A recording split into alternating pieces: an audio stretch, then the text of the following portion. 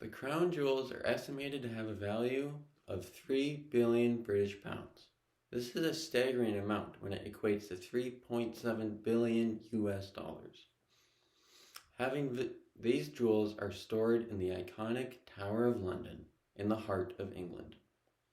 Having visited the tower and done a research essay on it, I think the Tower of London has one of the most fascinating histories in the world. In this speech, we will look at the tower's origin, the history of the crown jewels, and what the tower has become today. Built in 1066 by William the Conqueror, it became a symbol of strength for the Norman invasion of England. The fort was built around the White Tower, hence its name, with many defenses and palaces being added. Unfortunately, many of those palaces have been destroyed. Infamously, in the 16th century, the tower imprisoned 4 English queens and executed 3 of them.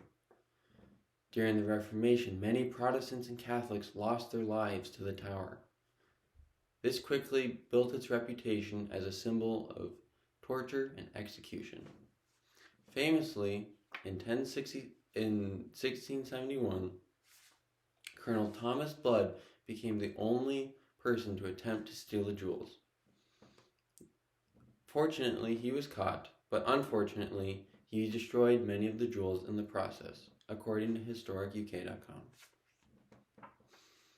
Now that we've looked at the early history of the tower, we will now look at the crown jewels inside. The collection was started by King Edward the Confessor in Westminster Abbey in 1066, according to Royal.uk. They were ceremonial treasures collected by the many kings and queens of England over the years. Unfortunately, in 1649, the jewels were destroyed, meant to symbolize the destruction of the reign of kings who were hated at the time. The collection has slowly been built back up to the grand collection it is today.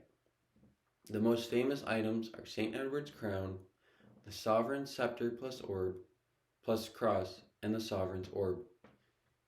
These are famous because they are used exclusively for the coronation of a new king or queen. Now that we've looked at the early history of the tower and the crown jewels, we will now look at what has happened to the tower in the last 300 years. In the early 18th century, up until the 18th century, it was used as a safe haven in times of trouble. But since then, it has been converted into an attraction, which exploded in popularity during the 1800s. Currently, it is a UNESCO World Heritage Site and attracts visitors from around the world to England, according to World Heritage Convention, UNESCO.com. The visitors come not only to see the wonderful architecture, design, but to see the crown jewels, and one of the more interesting things is the legend of the ravens. The story goes like this. It is rather simple. Should the ravens leave the tower will fall and the kingdom will fall.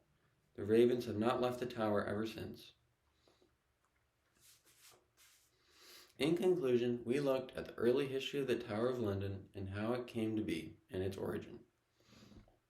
And we have looked at the story of the priceless crown jewels inside and the modern history and what the tower means today. With its rich history and incredible impact on England for the last millennia, it is no wonder why many people consider the White Tower to be one of the most influential and important structures in all of England. Thank you.